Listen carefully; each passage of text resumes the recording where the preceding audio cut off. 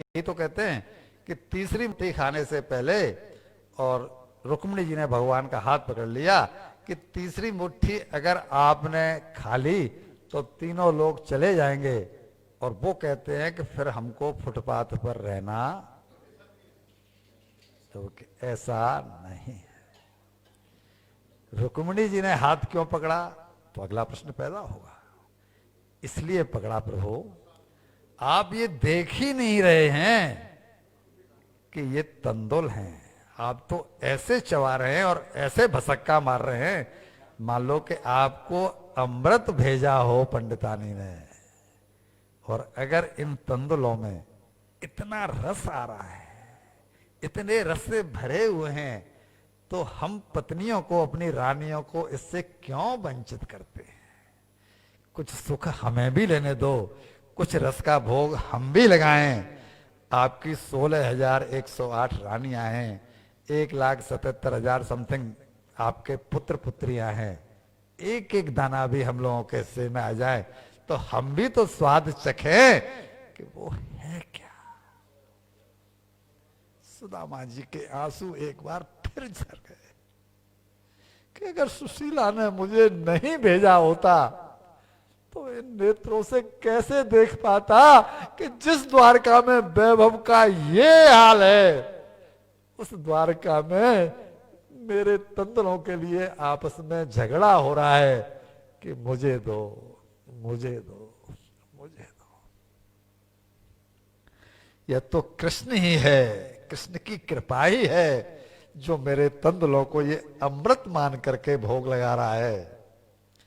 और ऐसे ही क्षणों के लिए वृंदावन के रसिक संत श्री बिंदु जी महाराज ने लिखा है, कृपा की न होती जो आदत तुम्हारी, तो शून्य ही रहती अदालत तुम्हारी। हो कृपा की न होती जो आदत तुम्हारी, तो सुनी ही रहती अदालत तुम्हारी।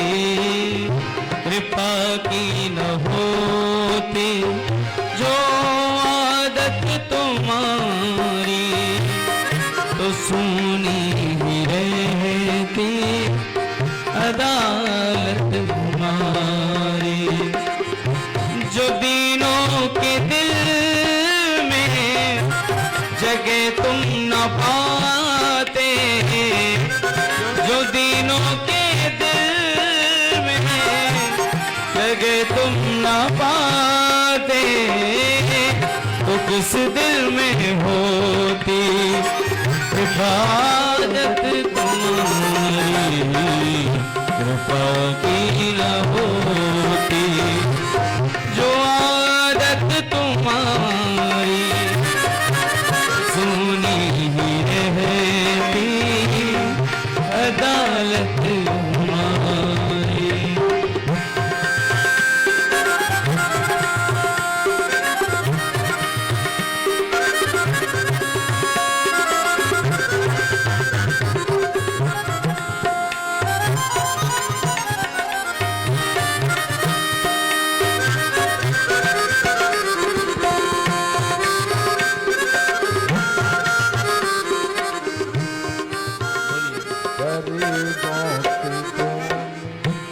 गरीबों की दुनिया है आबाद तुमसे, गरीबों की दुनिया है आबाद तुमसे।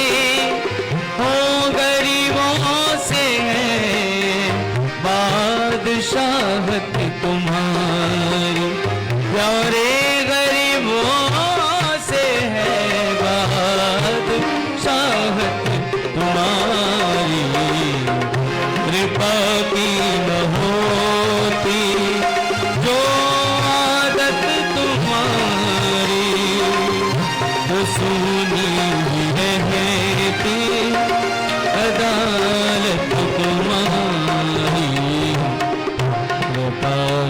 न होती।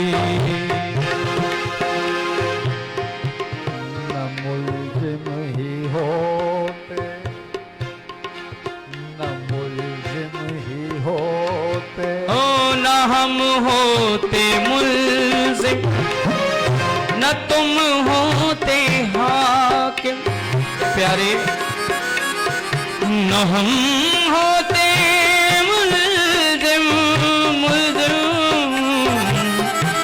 न हम होते मुल्ज़िम, न तुम होते हाकिम, तो किस दिल में होती इबादत तुम्हारी, तो किस दिल में होती हिफाजत तुम्हारी।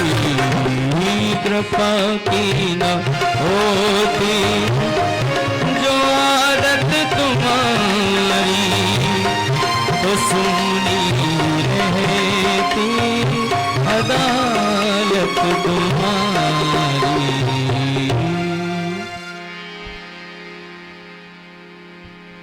भगवान श्री कृष्ण ने दो मुट्ठी तंदुल आरोग कर अपने मन ही मन कहा कि हे सुदामा,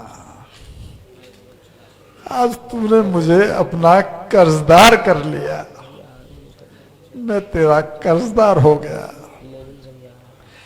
इसलिए इस कर्ज को मिटाने के लिए जो विधाता ने तेरे माथे पर बुरी रेखाएं हमेशा के लिए लिख दी थी, उन रेखाओं को मैं मिटाकर और श्री बहाल करता हूं, और ऐसे करके अंगूठे को दबा करके और जो टीका किया, सारे बुरे ग्रह सबके सब समाप्त।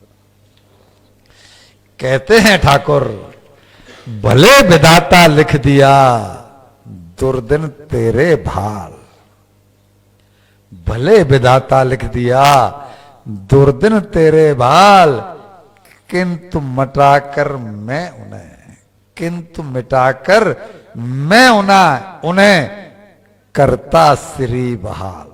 श्री मीन्स लक्ष्मी, ऐश्वर्य। करता श्री बहाल, वे मैट दई रेखा समी, और मैटा विधि विधान। हम विधि के विधान में बंधे हुए हैं, लेकिन परमात्मा तो कर्तुम अकर्तुम अन्यथा कर्तुम सर्वसमर्थ है। मैट दई रेखा सभी, मैटा विधि विधान। क्या करें अगली लाइन? मित्र सुदामा कर लिया तुझको स्वयं समान, अब तू मेरे बराबर हो गया, ठीक है ना? अब तेरे जीवन में कोई दुर्दिन है ही नहीं। टीका करके भगवान ने सब कुछ खी लिया। अब बोले, मित्र आओ भोजन प्रसादी ग्रहण करें। थाली लगाई गई, आसन बिछाया गया, रुक्मिणी जी भोजन परस रही हैं और ठाकुर जी पंखा रुक्मिणी जी भोजन परस रही हैं। भैया जी, इसे कहते हैं भक्ति, और भक्ति का फल। दो चौपाई पढ़ के, दो चार मालाएं करके, सुबह मंदिर में जाके घंटा हिला करके जो हम परमिट हासिल कर लेते हैं दिन भर प्रपंचों का, वो भक्ति नहीं है। संसार में सबसे ज्यादा जो कुछ भी बड़ा है ना, वो है बड़ी तकदीर, और तकदीर बनती है सत कर्मों से। हमने तकदीर को ये तो मार रखा है कि तकदीर कुछ होती है, लेकिन तकदीर पर हमको भरोसा नहीं है। सुंदरता बोली मैं बहुत बड़ी, सुंदर जो स्त्री होती है, पुरुष हो। राम मोहन जी आ जाओ, आप बैठो यहां पर। तो अगर वीडियो देखना है तो भैया रूम में चले जाओ ना, सुंदरता बोली मैं बहुत बड़ी, दुनिया वाही वाही करती, दुनिया मेरा वाही वाही करती, धन बोला तुझसे मैं बहुत बड़ा, धन बोला तुझसे मैं बहुत बड़ा, दुनिया मेरा पानी भरती, किसी को भी खरीद लो, दुनिया मेरा पानी भरती। बुद्धि बोली ना तुम कुछ भी नहीं, तब बुद्धि बोली मैं बहुत बड़ी, कैसे, जा बीच अदालत में लड़ती, वकील लोग झूठे को सत्य साबित कर देते हैं और निरपराधी को अपराधी साबित कर देते हैं और अपराधी को निरपराधी साबित कर देते हैं। बुद्धि बोली मैं बहुत बड़ी, जा बीच अदालत में लड़ती, तकदीर कहा तुम कुछ भी नहीं, तुम सबके सब कुछ भी नहीं, मैं जो चाहूं वैसा करती। ये तकदीर का ही तो खेल है कि ये गरीबी है और ये अमीरी है, एक गोरा है, एक काला है, एक नाटा एक लंबा है, लेकिन हम उसको ध्यान नहीं दे रहे कि ये तकदीर हमारे कर्मों से बनी है। हम ये तो कह लेते हैं कि तकदीर तो हम अपने आप बना लेंगे अपनी, अरे बाबा अब तो बना लोगे लेकिन पिछले जन्म की तो भोगनी पड़ेगी ना। हम भी वही कह रहे हैं कि कर्मों से तकदीर बनी है। भाई आप बनाओगे तो प्रपंच जरूर करोगे और प्रपंच करोगे तो तकदीर बनेगी नहीं बल्कि खोटी ही होगी, क्योंकि तकदीर बनती है सत्कर्मों से। तकदीर आज तक कभी किसी की बेईमानी से नहीं बनी, और बनी है तो वो फिर सुप्रीम कोर्ट में ही उनका फैसला होता है। ये अदालतें जो है ना, ये गरीबों के लिए नहीं है, तब तो ये अमीरों के लिए है। गरीबों के फैसले तो भगवान क्या हो जाते हैं, पर अमीरों के फैसले तो सुप्रीम कोर्ट में ही होते हैं। कोई गरीब गया है वहां पर, पहुंच पाया है? तकदीर सत्कर्मों से, दो मुट्ठी के मैंने आपको पाप का परिणाम बताया है। ये तकदीर नहीं थी तो ये क्या था? अनन्य भक्ति से वो तकदीर सुदामा जी की संवर गई।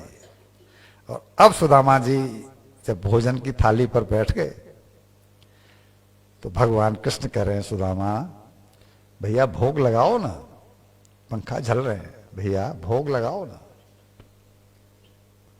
सुदामा जी कौर तक थाली में हाथ डालते हैं, लेकिन कौर को जैसे ही मुंह तक लेके जाते हैं, सुशीला का चेहरा सामने आ जाता है कि आज 3 दिन से मैं भूखा हूं, तो मेरी पत्नी भी तो 3 दिन से भूखी है।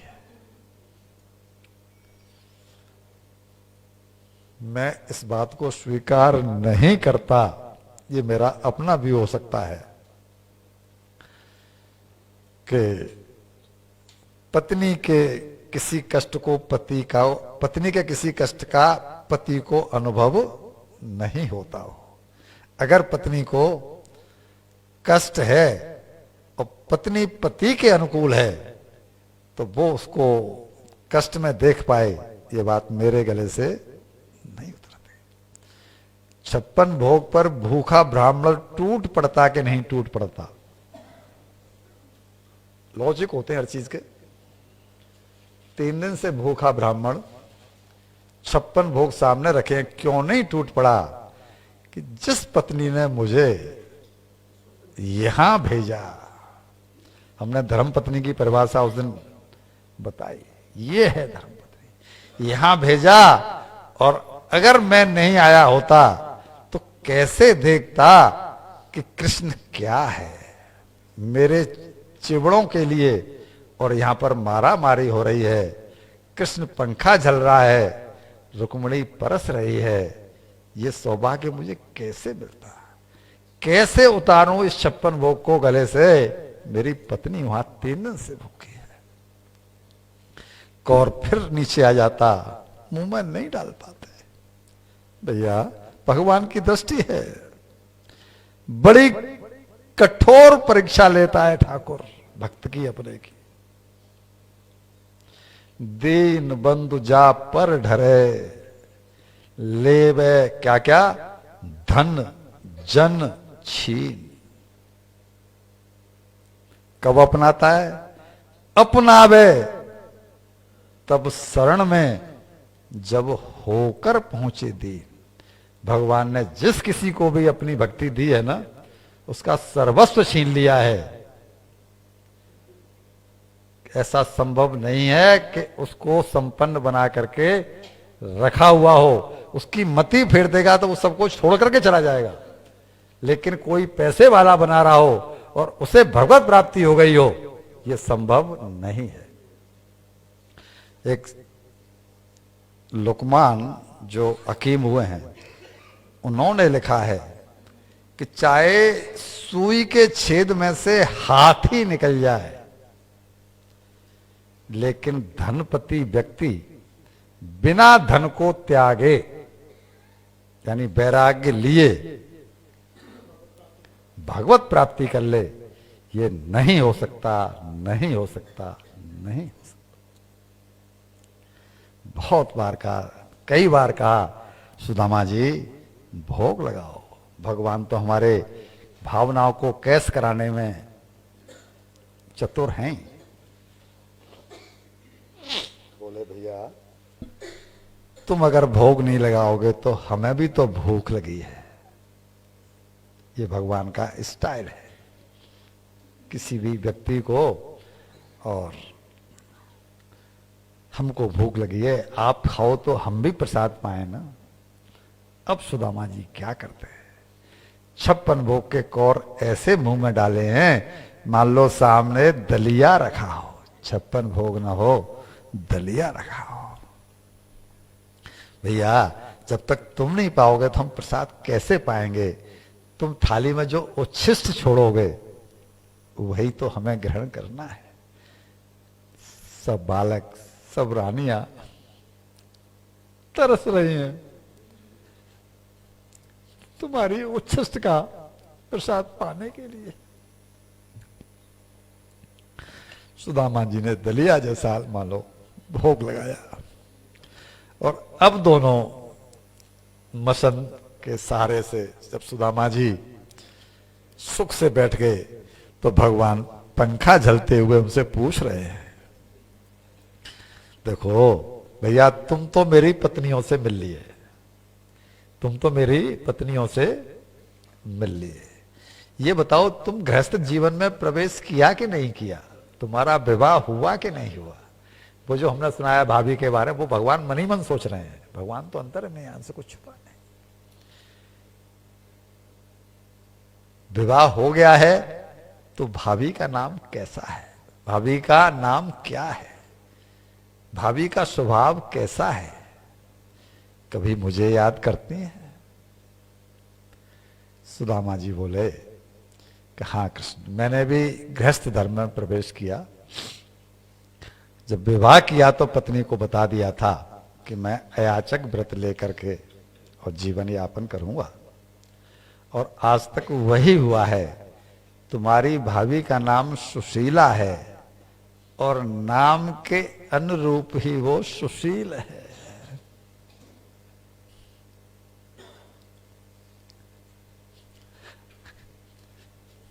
इतने अभाव में भी उसने आज तक कभी मुझसे किसी चीज की डिमांड,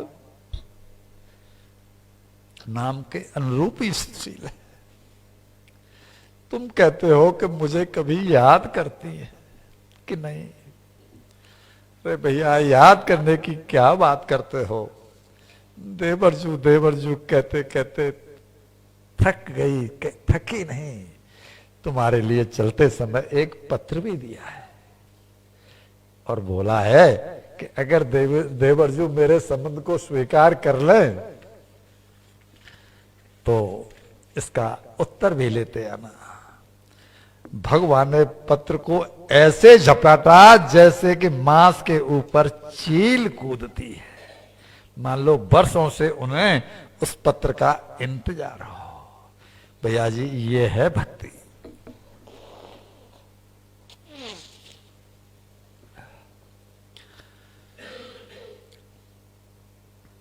ठाकुर जी ने पत्र को झपट लिया और ये देख करके सुदामा जी खिलखिलाकर हंस पड़े। आज पहली बार सुदामा जी को हंसी आई है। क्या बोल के कि तू वाकई में करुणालय वरुणालय है। एक साधारण सी महिला ने पत्र भेजा तो तूने ऐसे झपटा है जैसे कि मान लो तुझे निधि मिलने जा रही हो। मुझ जैसे निर्धन को तूने ऐसे गले लगाया है मान लो कोई विशेष व्यक्ति हो। कहने लगे कि आंसू पहुंच कर मेरे कृष्ण ने आज हंसाया है मुझे। आंसू पहुंच कर मेरे कृष्ण ने आज हंसाया है मुझे। मैंने गलतियां की, मैंने गलतियां की, पर आज तूने गले से लगाया है मुझे। बताओ बताओ कृष्ण, फिर क्यों न होगा विश्वास मुझे अपने तुम जैसे मित्र पर। फिर बताओ कृष्ण, क्यों न होगा मुझे विश्वास तुम जैसे अपने मित्र पर। तुमने अपने घर बुलाकर इस सम्मान से नवाजा है मुझे। अपने घर बुलाकर इस सम्मान से नवाजा है मुझे। अब हम आपको सुशीला जी के पत्र के मजमून को सुनाते हैं। सुशीला जी ने लिखा है, देवर जो मुझे आपके दर्शन का सौभाग्य तो नहीं मिला, लेकिन सुना है कि जब तक जीव ब्रह्म से कोई संबंध नहीं जोड़ लेता, कोई संबंध ज्ञान नहीं जब तक नहीं बना लेता, तब तक वो तुम्हारे प्रेम का पात्र नहीं बनता। तुम्हारा प्रेम तो पात्र को ही मिलता है। इसलिए मैंने तुमसे आज एक संबंध जोड़ा है। मैं तुम्हारी हुई भाभी और तुम मेरे हुए देवर। एक पत्र पुष्प भेज रही हूं,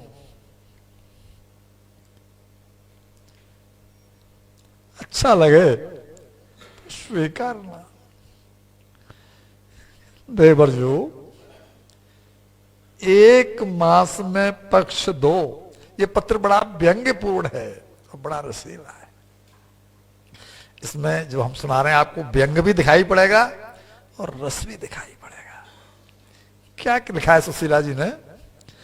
एक मास में पक्ष दो, शुक्ल पक्ष, और एक मास में पक्ष दो और दो ही एकादशी हो।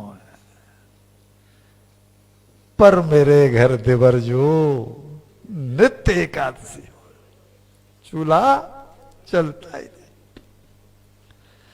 पर मेरे घर देवर जो नित्य एकादशी हो। भक्त है तो कहेगा ही कि बड़ी कृपा है आपकी। क्या? कि घर में नहीं कुछ काम, चौका चूल्हा शांत सो हर पल जपते नाम। कृष्ण कृष्ण कृष्ण कृष्ण। कहीं मांगन जाना नहीं, याचक वृत्ति ले रखी है। कहीं मांगन जाना नहीं, सो धन संग्रह से दूर, सो धन संग्रह से दूर। व्रत अयाचक धार ली, सो मस्ती है भरपूर, सो मस्ती है भरपूर। कल की चिंता है नहीं, सो भजन करें दिन रात। कल की चिंता है नहीं, सो भजन करें दिन रात। और अगली लाइन क्या लिखी है? खूब बनाई देवर जो, खूब बनाई आपने देवर जी हम बात। ये टोंट नहीं है, व्यंग नहीं है, तो और क्या है? खूब बनाई देवर जी, खूब बनाई आपने देवर जो हम बात। दर्शन की अभिलाष ले, ये आ रहे तुम्हारे द्वार। सुदामा जी, दर्शन की अभिलाष ले, पति आ रहे तुम्हारे द्वार। ये इष्ट आपको मानते, सो अंतर मन से प्यार, सो अंतर मन से प्यार। मैं मांग के तंदुल भेजती, घर पर नहीं थे। मैं मांग के तंदुल भेजती, इसलिए मान इन्हें मिष्ठान, मान इन्हें मिष्ठान। भोग लगाना देवर जो, प्रेम पुजारी जान। हमारे पास देने के लिए और कुछ है भी नहीं, आपका दिया हुआ प्रेम है, तो हमें प्रेम पुजारी जान करके और इसी को मिष्ठान मान करके भोग लगाना। ऐसा व्यंग और प्रेम से लबालब भरा पत्र पढ़कर कृष्ण सोचने लगे कि वाह, भाभी ने मांगा कुछ नहीं, चाहा कुछ नहीं, लेकिन व्यंग्यात्मक शैली में कहने में कोई कसर छोड़ी नहीं। मुझे भी ऐसे ही भक्त प्यारे हैं, जो कष्ट सहकर भी मेरा पीछा नहीं छोड़ते। सच्चा भक्त भगवान के पीछे पड़ ही जाता है। हम राजी हैं उसी में जिसमें तेरी रजा है। यहां हैं तो वाह वाह है, वहां हो तो भी वाह वाह है। एक बार शरणागत हो गए तो फिर अब हो गए। भाभी ने व्यंग्यात्मक शैली में सब कुछ कह दिया है। मुझे ऐसे ही भक्त प्यारे हैं। भगवान का खुला कहना है, भूखा मारूं अपने भक्तों को, भूखा मारूं, भूखा सुआऊं, तन को और गलाऊं, तन को और गलाऊं, फिर भी यदि नहीं पीछा छोड़े, फिर भी यदि नहीं पीछा छोड़े, तो करने धन्य बुलाऊं। भगवान फिर उसे अपने धाम में बैकुंठ में बुला के ही रखते हैं, बुला के ही छोड़ते हैं और धन्य करके ही छोड़ते हैं। और उसी समय विश्वकर्मा जी को आदेश दिया, मेरी भाभी के पत्र ने मुझे झकझोर दिया है। अरे मैं करुणानिधि कहलाता हूं, भक्त वत्सल कहलाता हूं, तो क्या ऐसे कहलवा पाऊंगा? लोग कहें हर भक्त दुखी, हमसे न सहो ये जात कलंका। ये मेरे लिए कलंक है कि लोग कहें कि देखा, ये अपने आप को भक्त कहता है भगवान का, और इसका क्या हाल है। मैं भक्तों की बात कर रहा हूं, रोटी रामों की। हर भक्त दुखी नहीं हो सकता, शांत और प्रशांत आत्मा होगा ही होगा, जैसे कि सुदामा जी थे। लोग कहें हर भक्त दुखी, हमसे न सहो यह जात कलंका। अभी जाओ और द्वारकापुरी का बिल्कुल डुप्लीकेट सुदामापुरी बनना चाहिए। स्वर्ण की सुदामापुरी का निर्माण करो। भैया जी, परमात्मा न बोल कर देता है न तोल कर देता है। वो जब भी देता है दिल खोल कर देता है। लेन बाबा कितना लेना चाहता है, हमको लेना तो आना चाहिए, मांगना तो आना चाहिए। अब हम चाहें कि वन वे चले, ऐसा भगवान के यहां वन वे नहीं चलता, ट्रैफिक उनके यहां तो दोनों साइड से चलता है। ताली भगवान के यहां एक हाथ से नहीं बजती, दोनों हाथ लगाने पड़ेंगे। और उसी रात में सुदामा जी की द्वारकापुरी विश्वकर्मा जी ने बना करके तैयार कर दी। सुबह हुई, आज्ञा मांगी, कृष्ण अब मुझे आज्ञा दो।